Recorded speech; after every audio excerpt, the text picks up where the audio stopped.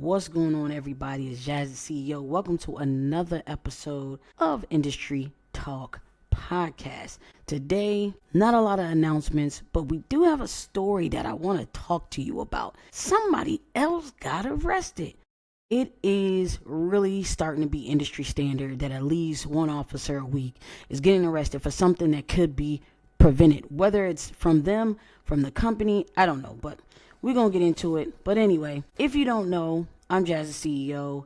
I'm the founder of Secure Academy. I'm the owner of After Hours Security in the DMV. And today we're going to be talking about why security training matters more than ever in today's industry.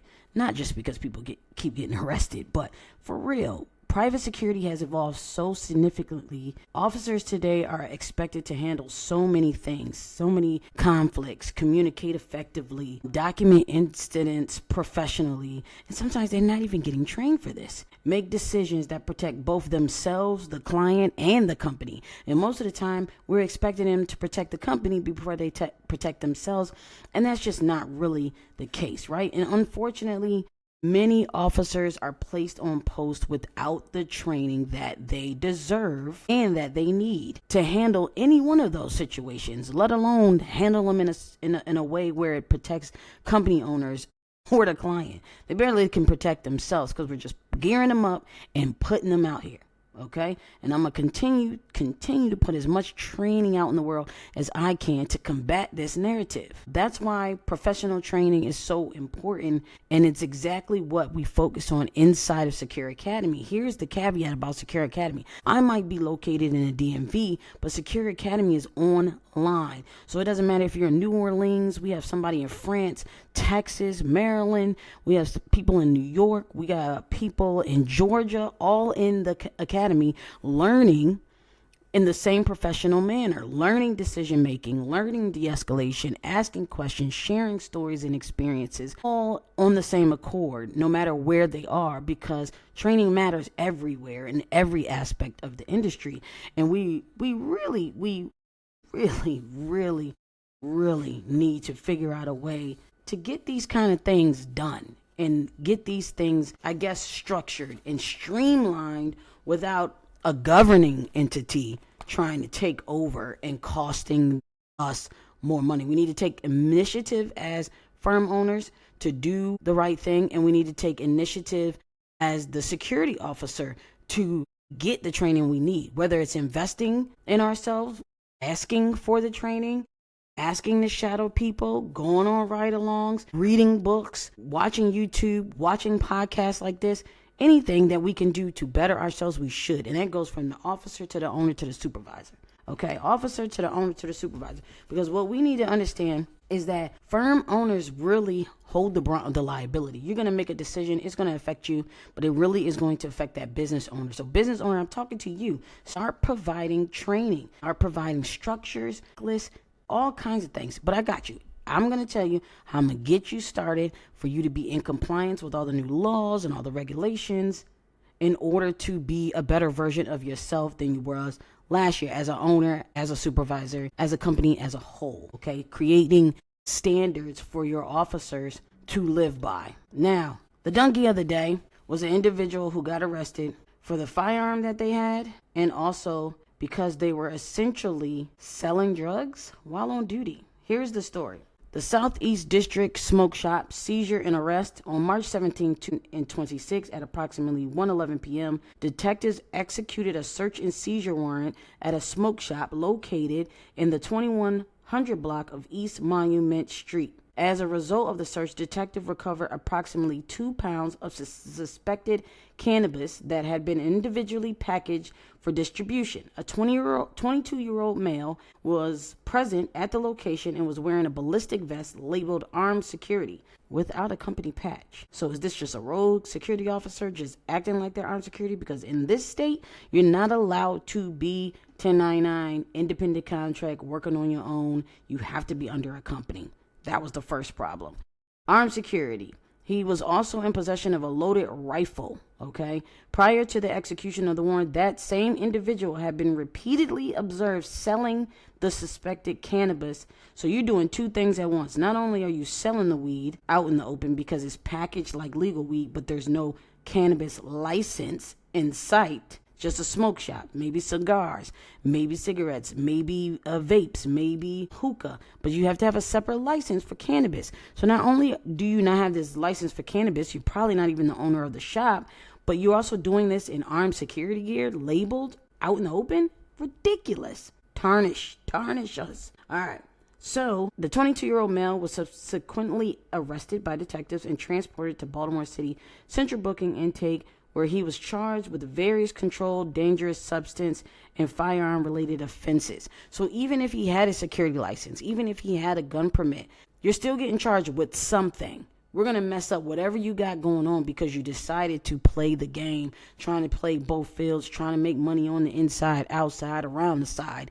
We have to make better decisions. And even though this seems like common sense, maybe this is something that we have to add into training. Like, hey, if you're doing security, only do that. What I usually say to my people is, if you're doing security, only do that. But also, you need to be mindful of the extra stuff you do. Opening doors is one thing. Helping somebody with their groceries is another thing. But once clients start to ask you to do tasks that have nothing to do with security, hospitality, nothing to do with the people facing the customers, then you're pushing it. And maybe in his mind, selling the merchandise that was in the store is his job. It's not, though. Be a security officer, stick with being security, do security type things. Anything other than that outside of the scope of work, you shouldn't be doing it because it's going to bring liability to yourself, to the company, and even to the shop. And if the company asks me to do something and I end up doing it because I need my job, because I'm doing this, whatever, I'm going to end up suing the company. That's what people need to start doing, holding these business owners and these businesses accountable for asking security to do stupid stuff, for asking security to get involved with stuff that has nothing to do with security or wasn't in the contract. And if you're just working rogue, then you're even worse. You're even worse off because you shouldn't be doing it anyway. So they shouldn't even have a chance to ask you to do anything illegal or do anything out of the scope of work because you shouldn't be even there. You shouldn't be even there. So to my firm owners, this is why, literally, this is why most security firms lose lawsuits before the incident even happens. This is why right here, because we don't have some structure. We don't have, not we as in me, but we don't have the structure in place. We don't have the thought process. We don't have the training, and we allow people to just go and do what they got to do, show up because we need a body where we need a body so we could get paid, and we're not invested anymore. It's a lot of companies that are not invested in their officers anymore. And I'm not saying you have to hold the officer's hand, you have to baby the officer. I'm saying that at some point, we have to realize who's ready for what, who can work where, who can do what they need provided, and then give a better version of service. Give a better version of service, especially with the laws that's coming down saying that you have to charge more. You have to be worth more to charge more. And now you have to think about it like I said last week. Are you worth more to charge more? I don't know. I don't think so. But we'll I'm going to help you figure it out, right? So we're discussing liability and real liability and liability systems in my school, Academy, Secure Academy.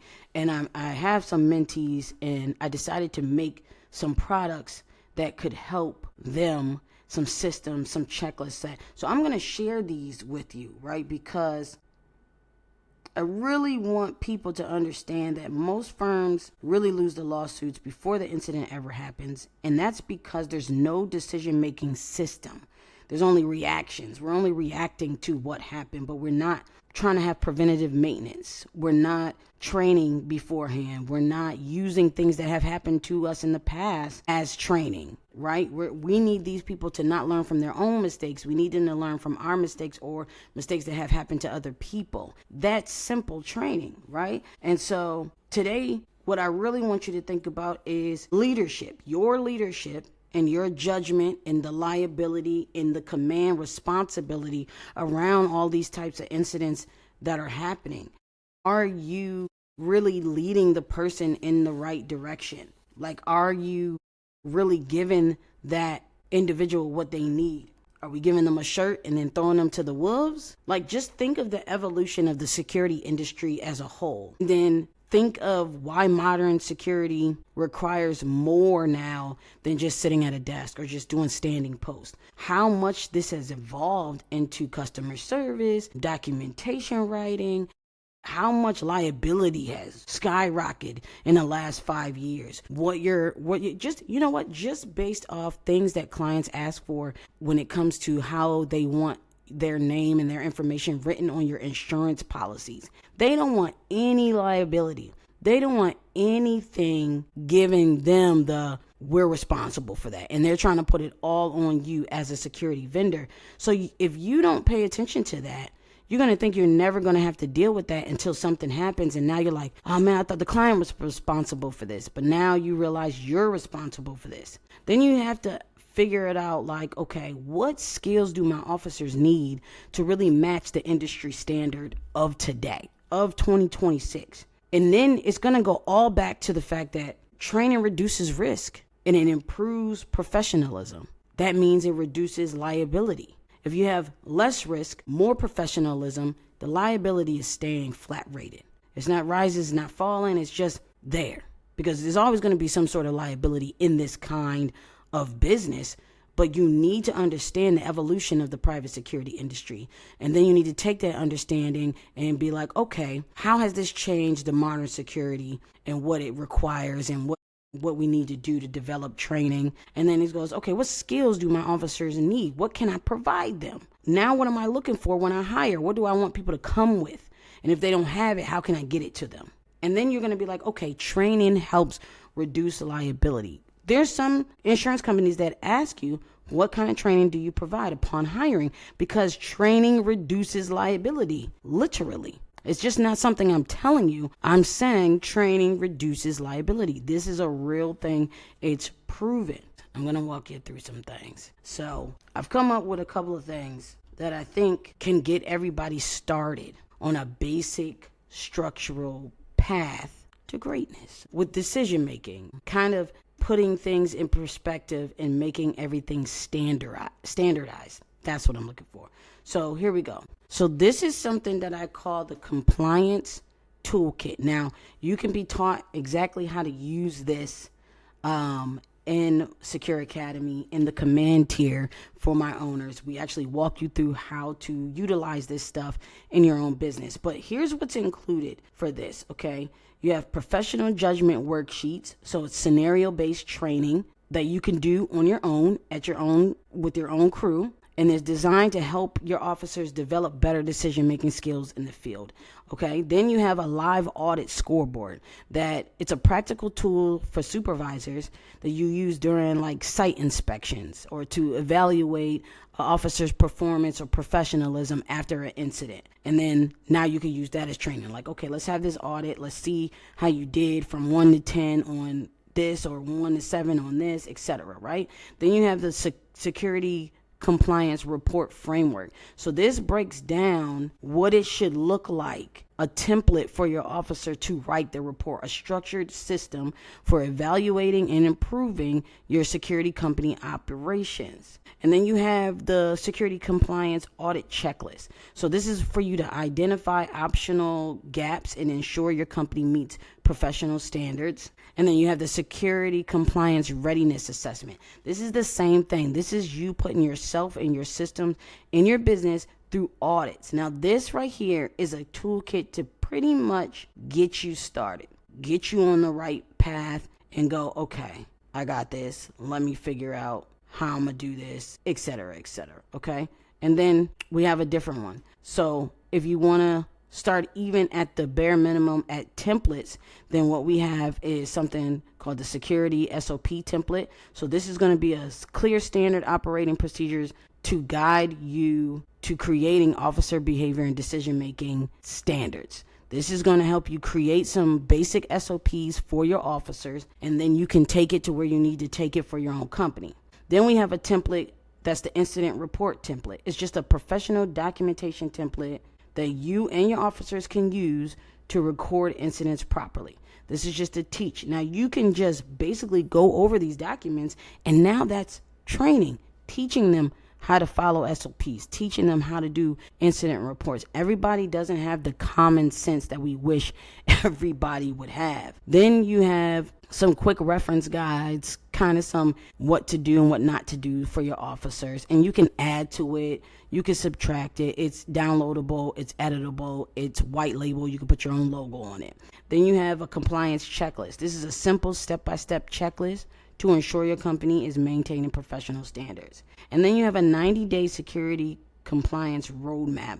And this is just a plan to help your company improve on training and operational standards, which listen, it's very, very helpful. Everything is downloadable, editable, and white labeled, which means you can take it from me, but then you can do your own thing with it. Okay? You can do your own freaking thing.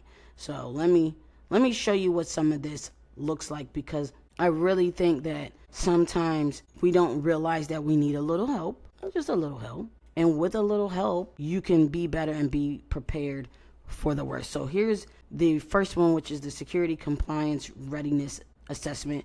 You go through, you say what kind of policies, what kind of training. So this is what you would get, and this is what you'll be able to download and you'll be able to get. This is the SOP trainings, the example of what you need to do. And then what else we got? We got the incident report template. So this is what that looks like. I mean, these are very simple things that you might not think that you need, but you do. You definitely do. So these are those things where I'm like, okay, maybe you don't know you need them. And that's why all this wild is happening in the industry, because we're not holding each other accountable, or we're not helping each other enough. Everybody wants to be the big owner, the big man on campus. Everybody wants to make all the money, but nobody's going to really be making money if they continue to hit us with all these standards and all these fees and everything, because we are making the industry so bad in our atmosphere. So think about what your company needs to become ready for when that liability hits you. How do you fight that liability without documentation? How do you fight that liability without saying, oh, I trained my officers for this, and having documentation of that? How do you fight liability without something to back up the fact that you have more than a gun and a plate carrier? How do you fight liability? You can't. But if you get some of these templates, work through some of these checklists as an officer or as an owner, as a supervisor, you will be able to fight liability before it even hits you. So when it does hit you, you're ready. And that's what you need to do. We discuss this more. We go over these templates more inside of Secure Academy. So if you want to go deeper into this conversation, then you definitely need to become a member. Command tier is for the owners and the supervisors. We dig deep into the foundations of creating a stable and a scalable security company or investigation company. So if that's for you, definitely when you finish watching this podcast, head over to Secure Academy. The link will be in the description. So thank you for tuning in to another episode of Industry Talk Podcast. I will see you next time.